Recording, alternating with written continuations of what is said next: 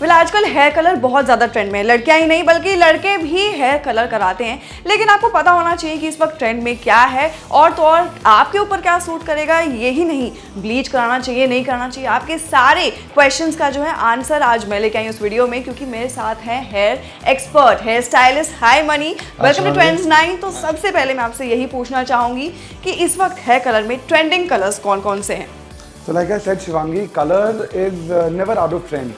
कुछ चीज़ें क्लासिकल होती हैं जो हमेशा ही रहती हैं, जैसे ग्लोबल कलर एक क्लासिक सर्विस है, हाईलाइट्स एक क्लासिक सर्विसेज है। Things that come into trend and go out of trend will be something like called balayage, ombre, sombre, baby lights. ये ऐसी टेक्निक्स हैं जो एक हेयर कलरिस्ट को कलर करने के लिए एक्साइटेड रखती है, मोटिवेटेड रखती है, और इन टेक्निक्स की वजह से हम डिफरेंट रिजल्ट्स अचीव कर पाते हैं। तो अगर मुझे डिफरेंशिएट करना हो कि ग्लोबल क्या है, बालियाज क्या है, तो वो कैसे कर सकती हूँ मैं? Correct. So if somebody is coming to me, they've got lots of grays, they don't want fashion tone, उन्हें हल्का सा एक चेंज चाहिए, so I might just do a global color with a wine tone or a mahogany tone to give it a nice soothing blended effect.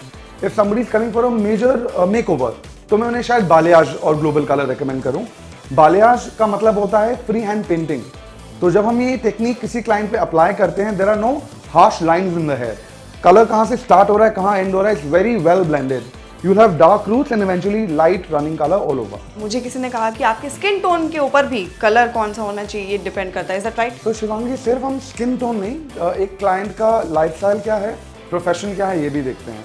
If I get in a guest Shivangi जो doctor हो, I will not send her out with drastic red highlight. अगर वो lawyer होगी, I will not send her out with very loud blonde colour. So profession पहले देखा जाता है, hair texture and then complexion. All of this, ये सब combined हम करके फिर रिजल्ट डिलीवर करते हैं। ओके, तो हेयर टेक्सचर में क्या इंपॉर्टेंट होता है to define the hair colour? So for an example, अगर कोई क्लाइंट मेकओवर के लिए आता है and she is got very fragile break in dry hair, तो I might not recommend her bleaching और a big service. I might just tone her hair, add some Olaplex in it and repair her hair and send her with some colour back, like a small change. Okay, वैसे देखा जाए तो आजकल लोगों में बहुत confusion है कि ब्लीच कराना चाहिए बालों में या नहीं कराना चाहिए। इसके बारे में आप क्या बताएंगे money? So like once again, Shivangi, जैसे मैंने बोला, bleaching is absolutely safe these days।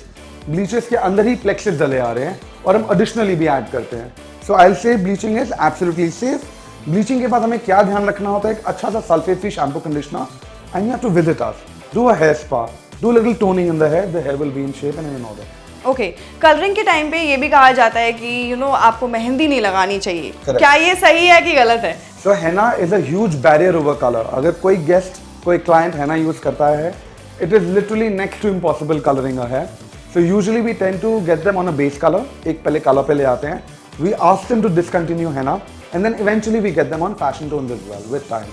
तो वैसे इन जनरल अगर henna की बात करें, जो कलर नहीं कराते लोग, क्या in general henna is useful, मतलब कह सकते हैं बेनिफिशियल होता है कि नहीं होता? नहीं, मैं किसी भी प्रकार से henna नहीं रेकमेंड करता हूँ। henna आपके क्यूटिकल्स को परमानेंटली शट करता है। फ्यू एप्लीकेशंस आपको लगता है आपके बाल थोड़े स्मूथ हो गए हैं, थोड़े इन ऑर्डर हो गए हैं, लेकिन उन क्यूटिकल्स को शट होने की वजह से कोई भी शैम्पू, कोई भी कंडीशनर, कोई भी ट्रीटमेंट बालों को पेनिट्रेट नहीं करता है। So after one point of time वो बाल में स्प्लिट एंड हो जाता है, ड्राई हो जाता है और ब्रेकेज स्टार्ट हो जाती है। ओके, तो जैसे मैंने हेयर कलर करा लिया, इसके बाद मुझे क्या क्या चीजें ध्यान में रखनी चाहिए? How should I keep my hair? So ideally a nice shampoo, conditioner and a serum to finish your hair is what you need.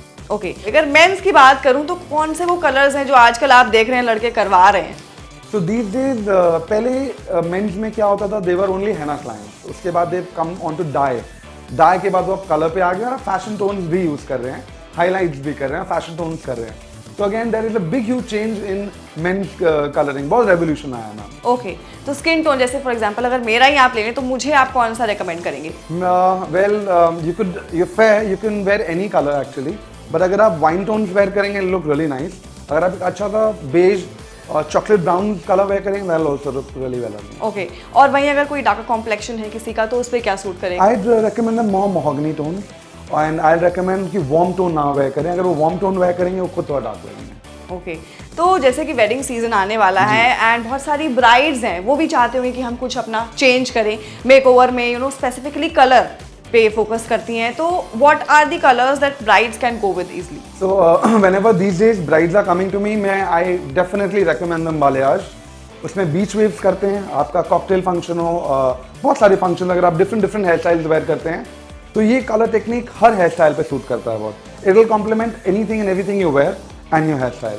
Well ये तो सारी इन्फॉर्मेशन हो गई हेयर कलर के बारे में। थैंक्स मनी, आपने सारे हमारे जो डाउट्स थे वो क्लियर कर दिए। अगर आपके कोई भी डाउट्स हैं और तो हमें कमेंट करके ज़रूर बताएं। साथ ही वीडियो को लाइक शेयर सब्सक्राइब करना ना भूलें।